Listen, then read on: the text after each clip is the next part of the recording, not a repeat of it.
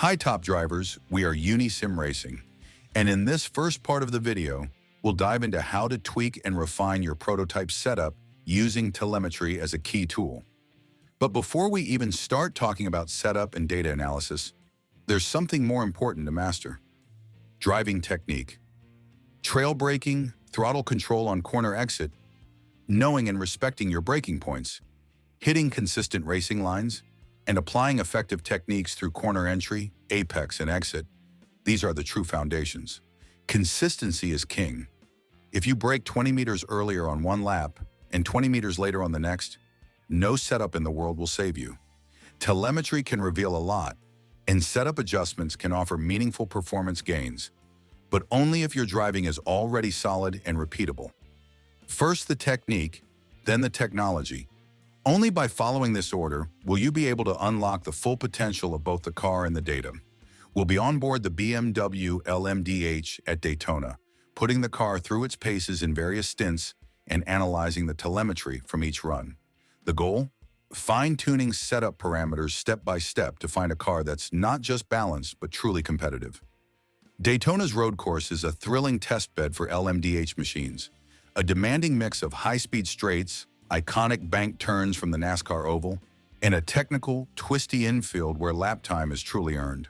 The lap starts and ends with long, flat-out sections, where the LMDh cars can stretch their legs, unleashing hybrid power and low-drag aero efficiency. In these zones, especially between turn 12 and turn 1, and again after the spectacular bus stop chicane, turns 10 to 11, you'd ideally want a low-drag setup to maximize top speed. However, it's in the heart of the track, from turn 1 to turn 6, where the car's real performance and the driver's craft are put to the test. This sector includes the International Horseshoe and a sequence of medium to slow-speed corners that demand strong traction, precise braking, and spot-on mechanical balance. This is where lap time is made or lost. Ignoring this section in your setup work can undermine the entire stint. One often overlooked challenge at Daytona is the rough surface in key areas, especially on the run into turn 1 and within the bus stop. LMDh cars, which don't use ABS and rely solely on traction control, can really struggle here. Lockups are always lurking in these bumpy braking zones, so brake setup, both bias and pressure, needs to be carefully dialed in. And as a driver, you'll need surgical precision on the pedal to avoid upsetting the car. We begin the first stint using the default setup. The selected tires are medium compound, and we're starting with 70 liters of fuel, enough for a 20-lap run. The only changes made are to the steering angle and the rear wing, which is set to 2 in light of the track's long, high-speed sections. In this initial run, our focus will be exclusively on tire data. We'll assess whether the tires are reaching their proper operating temperatures and whether we're maximizing the contact patch before making any further setup adjustments. With an ambient temperature of 17 degrees Celsius and track temperature hovering around 25 degrees Celsius, the medium tires need at least a couple of laps to properly heat up and begin delivering reliable grip.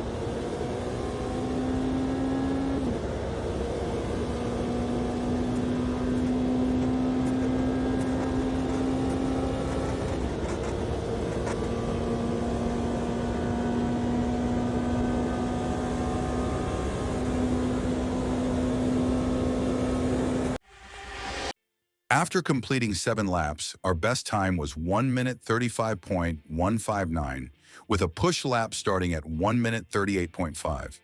We experienced a spin on lap 5, exiting the bus stop chicane due to instability during rapid direction changes, something we'll need to investigate further. At the end of the stint, the tire widget gives us positive feedback. There's no sign of overheating, and the inner, mid-outer temperature values appear well balanced.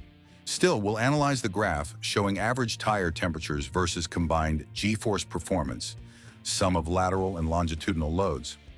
A particularly insightful way to assess tire behavior is to examine the density and concentration of data points, essentially identifying where the tires spend most of their time.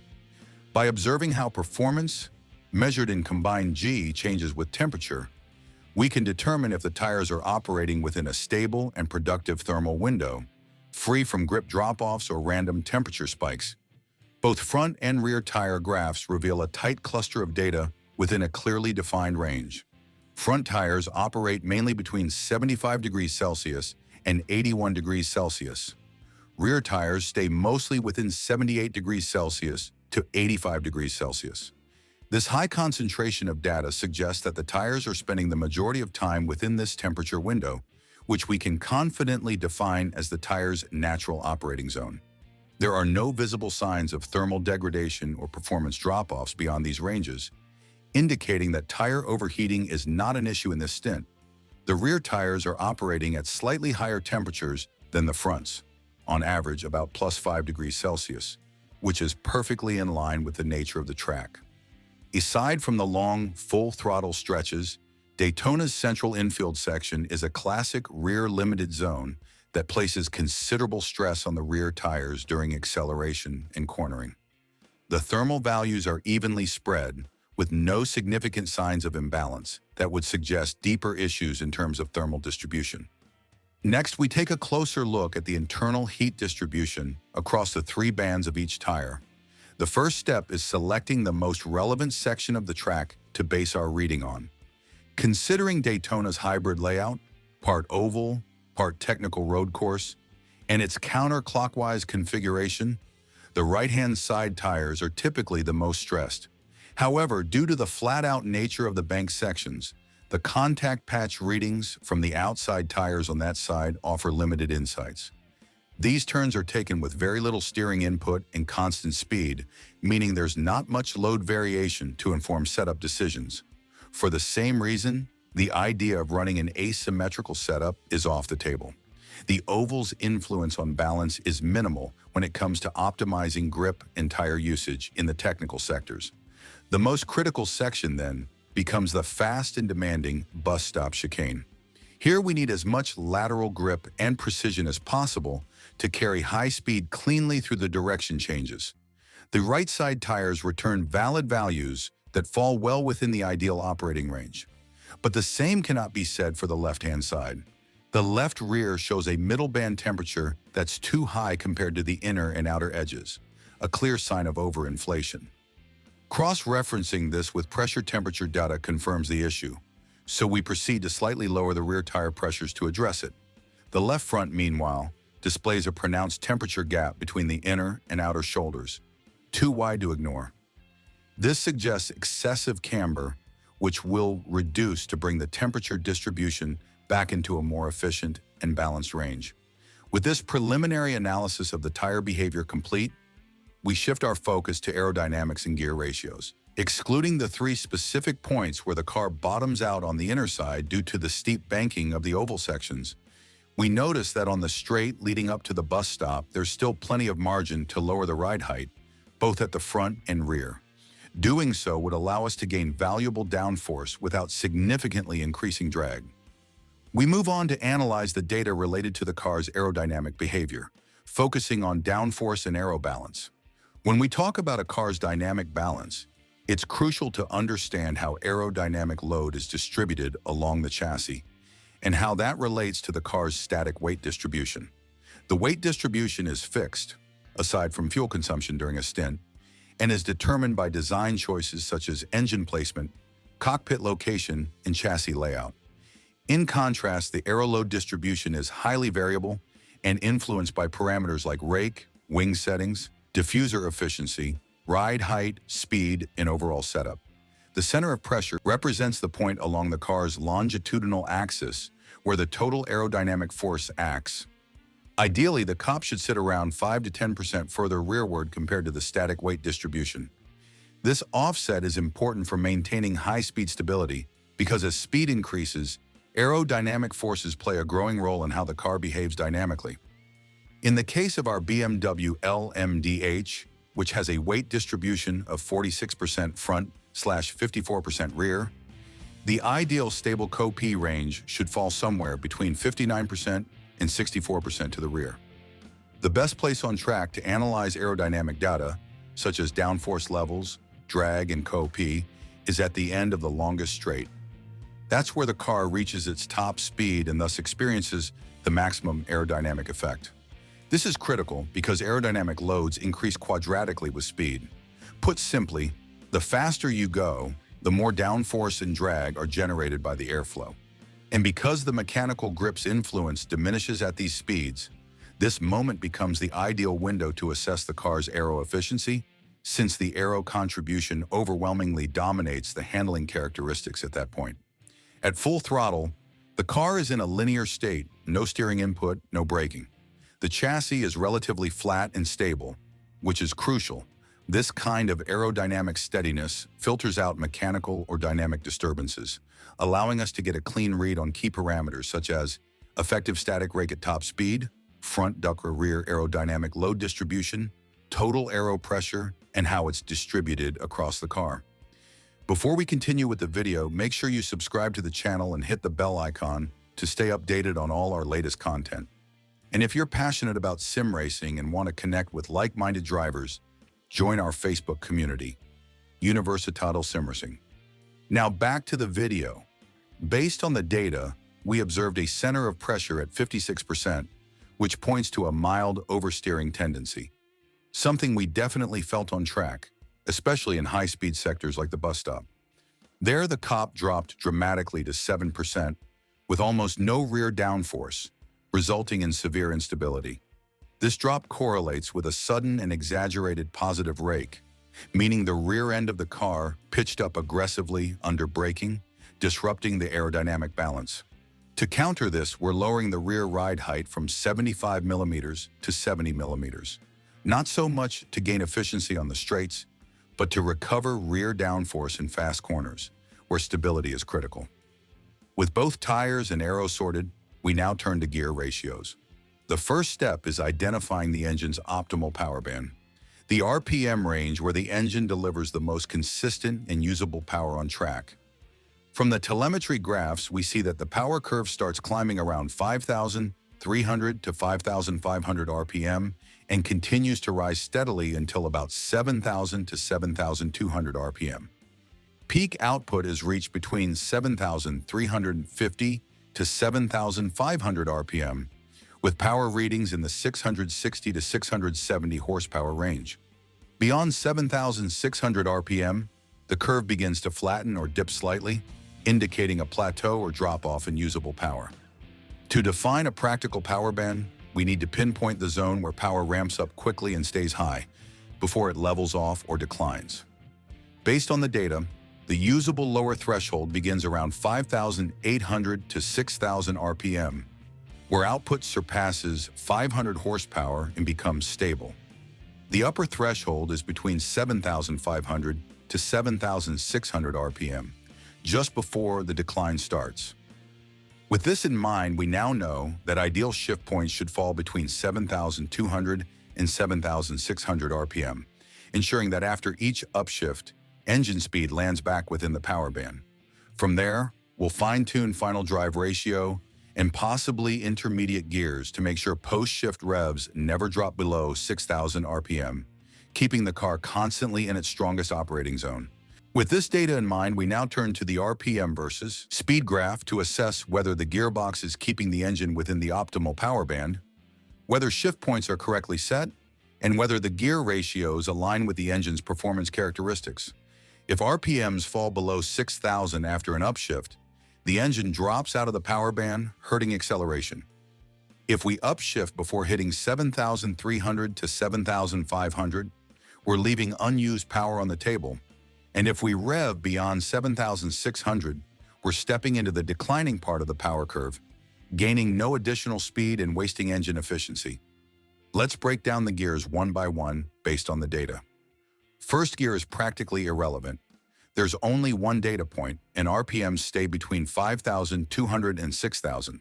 Since first gear is used exclusively for launch and never during a flying lap, it has no real impact on lap dynamics and can be disregarded for setup purposes.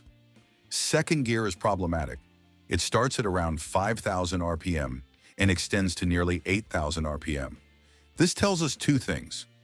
Post-shift revs drop well below 6,000, which means poor throttle response out of corners, unless this was caused by a short shift. At the other end, revs exceed 7,600, meaning we're pushing the engine beyond its efficient range. In short, second gear spends too much time both below and above the power band. The fix? Either shorten second gear or shift earlier from first so that second lands within the 6,000 to 7,600 sweet spot. Third gear shows the same pattern. It ranges from 5,000 to 8,000 RPM, mirroring second gear's inefficiency. The motor lugs at low RPM on entry and hits diminishing returns on exit.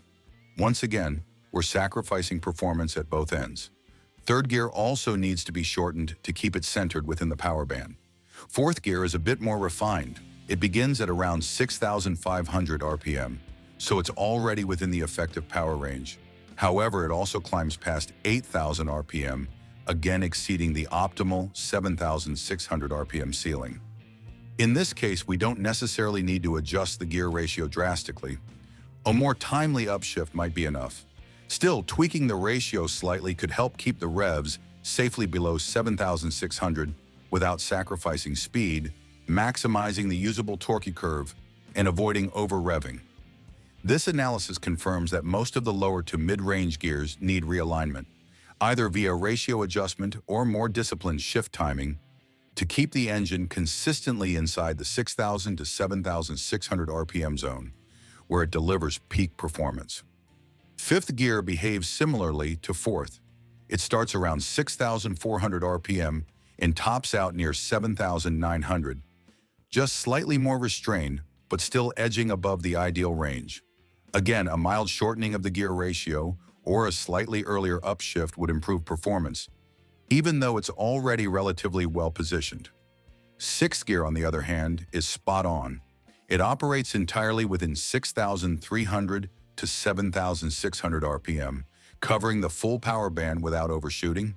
This means both the ratio and the shift point from fifth are perfectly calibrated, no adjustments needed. Seventh gear is equally well optimized.